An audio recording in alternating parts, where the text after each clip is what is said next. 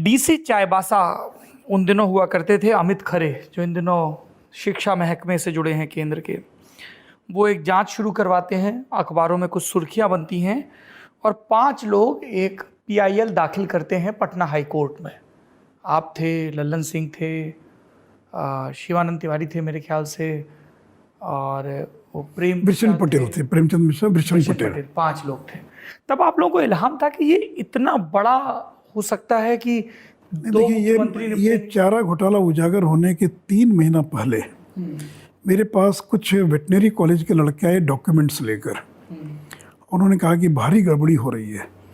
तो मुझे तो बहुत समझ में आया नहीं, मैं डॉक्यूमेंट समझ भी नहीं पाया। तो मैंने लालमणि चौबे जी को दे दिया, जो विधायक दल के नेता थे। उनकी पढ़ने लिखने में कोई रुचि नहीं थी, तो उन्होंने कहा बकवास से छोड़ी, सब कुछ नहीं है।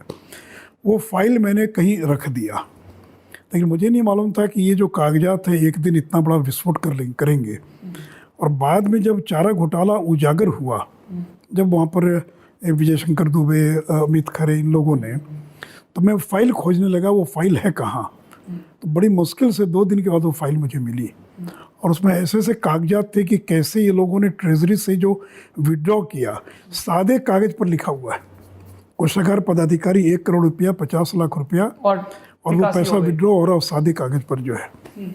तो ये तो बात सही कि हम लोगों को इस बात का बिल्कुल भी अनुमान नहीं था कि ये मामला यहाँ तक जाएगा। लेकिन कैसे घटनाक्रम राजनीति में होता है। लालू यादव ने हाई कोर्ट में विरोध किया कि CBI जांच नहीं होनी चाहिए। सुप्रीम कोर्ट चले गए तो उल्टे सुप्रीम कोर्ट ने CBI जांच तो बहाल कर ही दिया, बल्कि इसकी मॉनिटरिंग करने का आदेश दे दिया। अगर ये CBI जांच के मॉनिटरिंग का आदेश नहीं होता तो ये मामला अपने मुकाम तक नहीं पहुंचता, रिजॉल्व हो जाता। तो कहते हैं ना कि दुबे गए थे चौबे बनने, छब्बे बनने चौबे बन कर आए। हाँ, तो लालू जी तो गए छब्बे बनने दुबे बन के लौटे। तो लालू जी तो गए थे रुकवाने के लिए। हाँ। और उल्टे हम लोगों की प्ली पर सुप्रीम कोर्ट ने, हाई कोर्ट की मॉनिटरिंग जो है, अब जब मॉनिटरिंग होने लगी तो हर महीने क्या प्रगति हुई। उसमें डॉक्टर UN विश्वास की देखिए बहुत बड़ी भूमिका इस समय, जो यहाँ से निदेशक थे और अभी तृणमूल कांग्रेस के मंत्री भी रहे, विधायक रहे।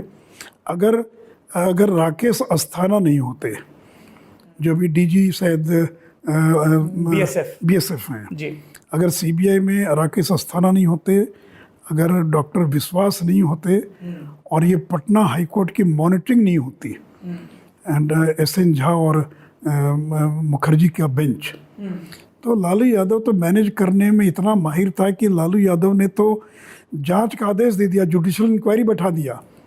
यानी कोर्ट जांच का आदेश न दे तो गया कि साहब हम तो जांच करवा रहे हैं, अलग से जांच की जरूरत क्या है।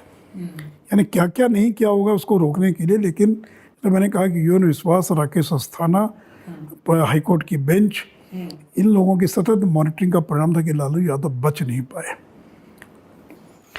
लालू यादव बच नहीं पाए। उन्होंने अपनी पत्नी को मुख्यमंत्री बना दिया, राबड़ी देवी जी को, पार्टी भी अलग हो गई। और इन सब के बीच 2000 का चुनाव आता है। मंच से सुशील मोदी नारा देते हैं, चारा चोर खजाना चोर चोर, लालू यादव गद्दी छोड़। ये नारा चलता है 2-3 साल। 2000 का चुनाव आप लोगों को लग रहा था कि बिल्कुल जीते ही हैं। समता पार्टी भी आपके साथ थी, JDU भी आपके साथ थी। वो दोनों साथ नहीं हो पा रहे थे, और जिसको कहते हैं कि सत्ता के मुहाने से कुछ कदम पहले ठिठकना, वो हो गया। फिर भी आप लोगों ने सरकार बनाई, क्यों?